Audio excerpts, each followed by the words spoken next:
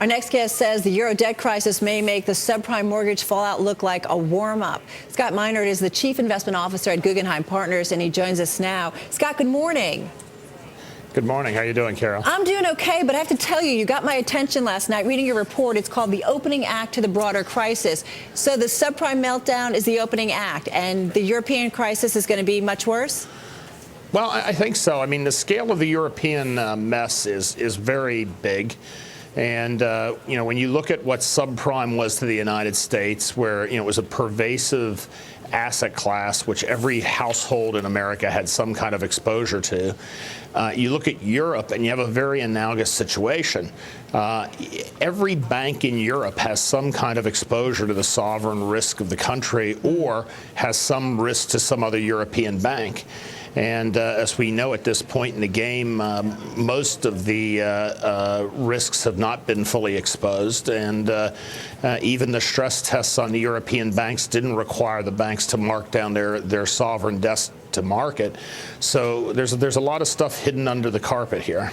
So when does this come to a climax? Because as you know, we've been covering Europe for some time this year. Earlier this year, we were worried about Greece. We had riots and things calmed down. We were worried about Ireland, and there came a bailout. I mean, when does kind of everything come to a climax in your view? Well, there's going to be some precipitating event. And, I've postulated the idea that one of the precipitating events could very well be an Irish bank run. And, to give you an example, I tell a story to people about, I'm Irish and, my money's in my bank in Ireland and my government has guaranteed my deposits. But when I start to add up all the numbers, I recognize that the government doesn't have the resources that are necessary to fully pay all the depositors off.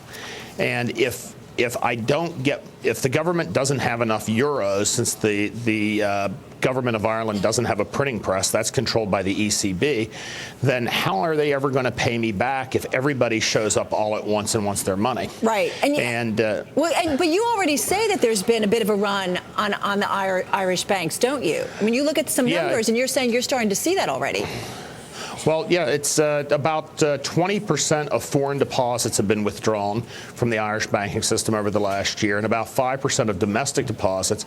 But interestingly enough, that data was as of October, and the Bank of Ireland has held up the release of the November data, which is only telling me that the data may be a lot worse, and they're trying to cope with the public relations aspect of it. But, Scott, let me ask you. We did the bailout of Greece. We did the bailout of Ireland. We've got the big EU fund that's supposed to be helping everybody out, and then maybe we could just print some money. I mean, isn't there a lot of ways? I'm playing devil's advocate a little bit here, but aren't there a lot of ways for Europe to kind of get themselves out of this mess, out of this crisis? Well, during the subprime crisis, I believed ultimately that we really didn't have to worry about things because when the crisis reached a certain level, the central bank would resort to printing money.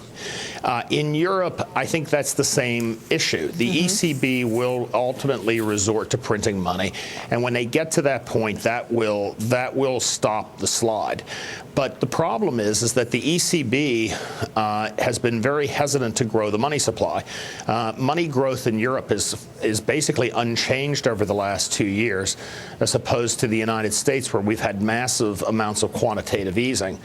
And if you look back in history, you can see that countries that try to limit their money growth drive their currencies up and become very unattractive on an export basis, and ultimately are the countries that have the most severe economic downturn. And the ECB is playing out that role very, very well.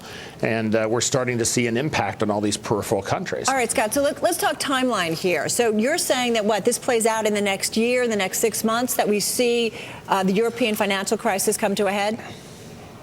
I think this is a 2011 event. My personal view is that we will certainly within the first half of the year begin to see the events play themselves out. And, it's always hard to time these things to say, it'll be over by June or it'll be over by May. Right. But I think that we'll be dealing with the ramifications of it probably through the second half of the year, and there'll be a lot of opportunity between here and there. All right, I got to tell you, you seem kind of calm. I mean, if I was anticipating the subprime meltdown and the financial crisis, I would be a little nervous, a little worried. And you're saying this is going to be worse. You seem kind of calm. How come? Well, I've been around this business for a long time. Yeah. And having lived through the subprime crisis and seen the opportunity to make money there, we're positioning our clients to take advantage of the situation. We recommend people get long gold. We recommend that people buy credit protection on the countries that haven't been hit hard yet, like France and Germany and Italy.